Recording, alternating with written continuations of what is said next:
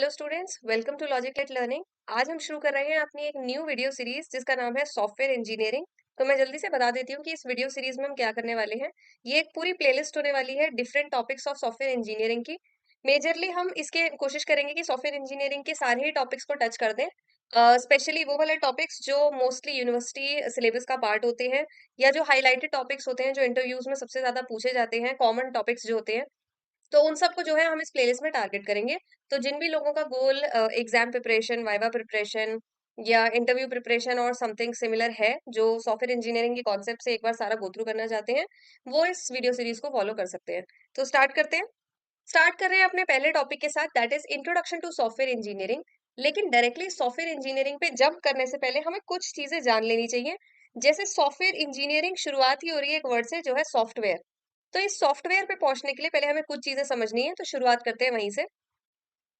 देखिए, हमें ये समझना जरूरी है कि सॉफ्टवेयर जो है वो अपने आप में पूरा का पूरा एक पैकेज है। यानी कि आप ऐसे समझिए कि सॉफ्टवेयर जो है वो कई सारी चीजें हैं, उनको एक साथ बंडल अप करके आपको दे दिया जाता है, जिसे कि आप सॉफ्टवेयर कहते हैं। लेकिन इसकी एक सिंगल यूनिट को भी हमें समझना जरूरी होता है।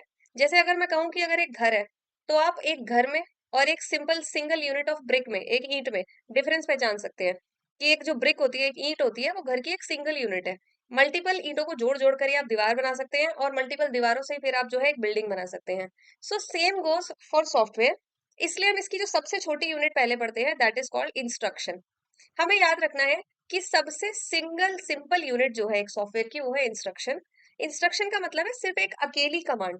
जब आप एक अकेली कमांड देते हैं किसी भी प्रोग्राम को परफॉर्म करने के लिए, तो आप उसे एक इंस्ट्रक्शन के नाम से जानते हैं। फॉर एग्जाम्पल, आपके पास कई सारे सॉफ्टवेयर हो सकते हैं जो मल्टीपल काम परफॉर्म करते होंगे।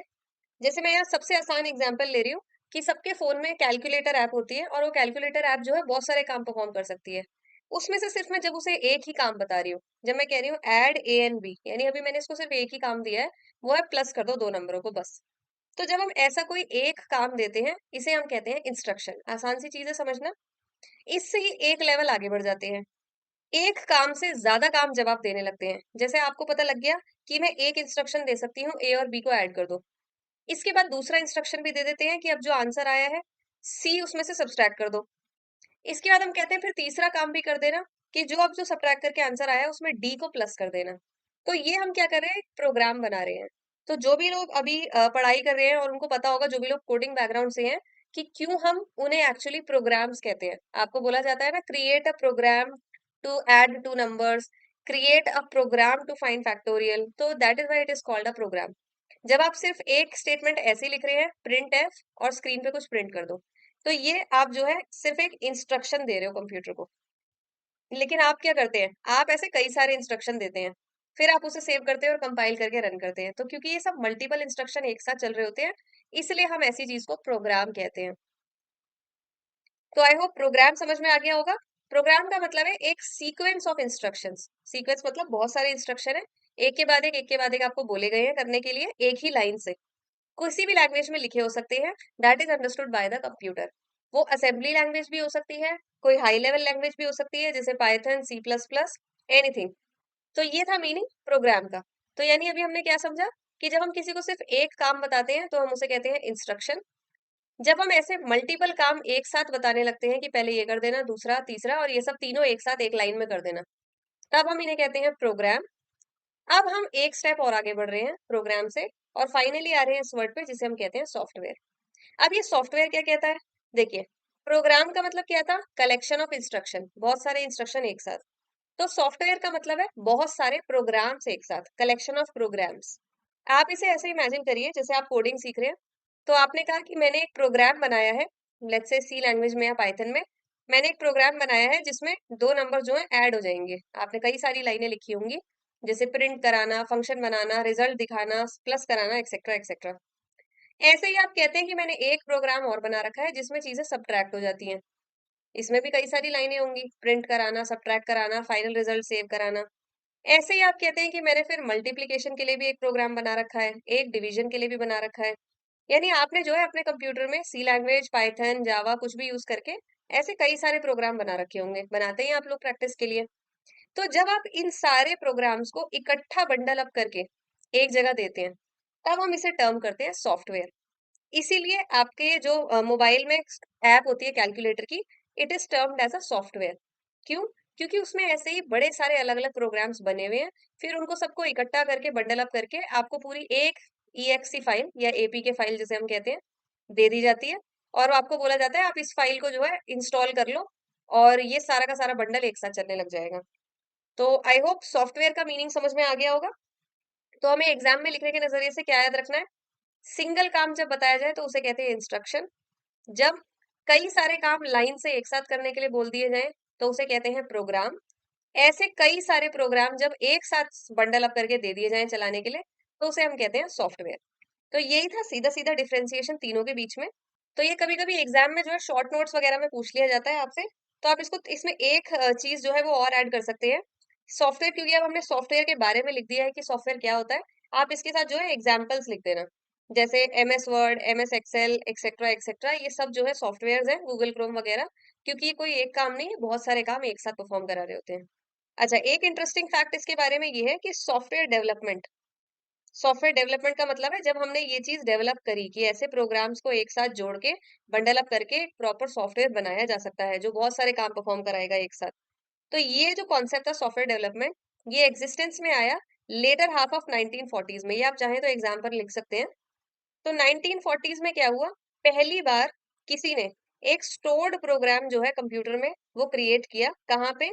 Cambridge EDSAC. ये एडसैक जो है ये कंप्यूटर का नाम था। अगर आपने फंडामेंटल्स ऑफ IT पढ़ा होगा प्रीवियस किसी सेमेस्टर में या पहले, तो आपको याद होगा कि ये एडसैक जो है ये प्रीवियस जनरेशन के जो कंप्यूटर्स थे, यूनिवैक एक्सेट्रा एक्सेट्रा, तो उस टाइम पे एक ये एडसैक भी था। इसकी फुल फॉर्म होती है electronic delay storage automatic calculator. अगर आप चाहें तो इसको लिख सकते हैं, electronic delay storage automatic calculator. तो इस टाइम पे 1940s के टाइम पे जो है जब ऐसी मशीन्स पॉपुलर थी, उस टाइम पे पहली बार एक स्टोर्ड प्रोग्राम जो है बनाया गया। तभी से हमारा जो सॉफ्टवेयर डेवलपमेंट का फंडा है वो एग्जिस्टेंस में आया कि ऐसी और चीजें और कॉम्प्लेक्स करके बनाई जा सकती हैं। वरना इससे पहले क्या किया जाता था? प्रोग्राम्स को ना बाइनरी मशीन इंस्ट्रक्शंस में बनाया जाता था। देख रहे हैं आप दोनों वर्ड्स के बीच में डिफरेंस? इंस्ट्रक्शंस और प्रोग्राम। तो पहले क्या करते थे? बाइनरी इंस्ट्रक्शन दिए जाते थे मशीन को, जो कि खुद लिखने वाले के लिए भी कॉम्प्लिकेटेड था, और एक एक करके मशीन को एक एक इंस्ट्रक्शन दिया जाता था। फिर बाद में इन लोगों को समझ में आया कि एक साथ ऐसे इकट्ठा करके भी दिया जा सकता है। तब जाके प्रोग्राम और फिर प्रोग्राम से सॉफ्टवेयर डेवलपमेंट जो है एग्जिस्टेंस में आई। सो आई होप ये आसान सा टॉपिक था, ये तो सबको समझ में आ गया होगा। आगे बढ़ जाते हैं। अब क्योंकि सॉफ्टवेयर के बारे में हम जान चुके हैं, तो सॉफ्टवेयर के बारे में हमारे पास एक इंफॉर्मेशन और आ जाती है एग्जाम में लिखने के लिए, क्योंकि हमें ऐसे ही पॉइंटर्स लिखने होते हैं कि अगर हम किसी भी सॉफ्टवेयर के बारे में बात कर रहे हैं तो हर सॉफ्टवेयर के अपने कुछ कैरेक्टरिस्टिक्स होते हैं, जिससे हम जो है सॉफ्टवेयर को मेजर करते हैं या उसकी क्वालिटी बताते हैं या उसकी यूजफुलनेस देखते हैं। तो कौन कौन से कैरेक्टर्स हैं? ऐसे बहुत सारे कैरेक्टरिस्टिक्स हो सकते हैं सॉफ्टवेयर के। हम मेजर मेजर के बारे में बात कर रहे हैं। तो सबसे पहला कैरेक्टरिस्टिक है फंक्शनैलिटी। किसी भी सॉफ्टवेयर का पहला एट्रीब्यूट होता है फंक्शनैलिटी। कि अगर मैं आज आपको बोलूं कि अपने फोन में ये ऐप इंस्टॉल कर लो, तो सबसे पहले आप उसकी फंक्शनैलिटी जानने की कोशिश करोगे कि ये क्या काम करती है ऐप।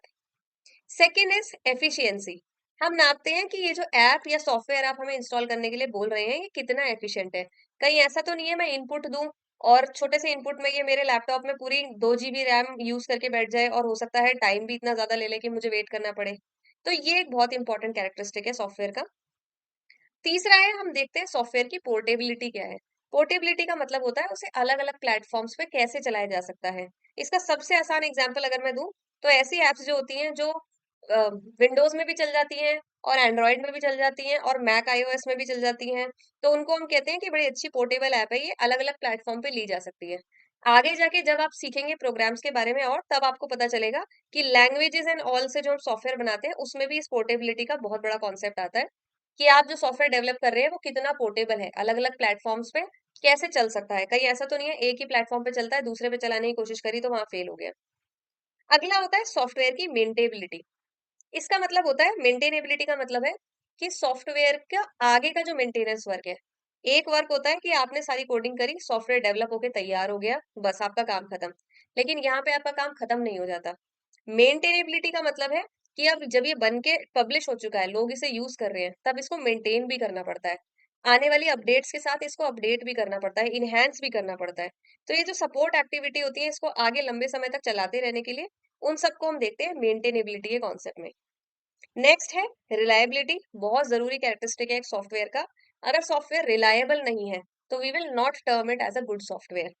जैसे अगर मैं आपको आज एक ऐप बताऊं जो आपको लगे कि इसकी फंक्शनैलिटी तो बहुत बढ़िया है, मुझे ऐसा ही ऐप चाहिए था और ऐसा ही ऐप मुझे मिल गया, लेकिन रिलायबल ही नहीं है। जैसे अभी हमारा एक पॉपुलर वो रहा है कि चैट जीपीटी से जो डेटा आता है, वो कहा जाता है कि आपको क्रॉस चेक करना चाहिए क्योंकि 100% रिलायबल डेटा नहीं है। तो ये सेम केस आ गया कि आप कहते हैं फंक्शनैलिटी तो बिल्कुल वही है जो हम चाहते थे, एफिशिएंट भी है, एकदम से आंसर दे देता है, पोर्टेबल भी है, मल्टीपल प्लेटफॉर्म्स पे चल जाता है, मेंटेनेबिलिटी भी है, ओपन सोर्स है और बैकएंड से मेंटेन भी हो रहा है, टाइम के साथ अपडेट भी हो रहा है। लेकिन रिलायबिलिटी 100% है कि नहीं? तो रिलायबिलिटी जो है बहुत जरूरी है सॉफ्टवेयर की। एक नॉर्मल सॉफ्टवेयर के टर्म में रिलायबिलिटी हम ऐसे नाप लेते हैं कि सॉफ्टवेयर जो है वो क्रैश होने के चांसेस कम होने चाहिए। ऐसा नहीं होना चाहिए कि आपने 2 इनपुट डाले और थोड़े कॉम्प्लिकेटेड इनपुट डाले और सॉफ्टवेयर क्रैश हो गया। तो ये रिलायबिलिटी का क्वेश्चन आ जाता है। नेक्स्ट है यूजेबिलिटी, कि आपकी ऐप जो है वो यूजेबल होनी चाहिए, यानी कि यूजर फ्रेंडली होनी चाहिए।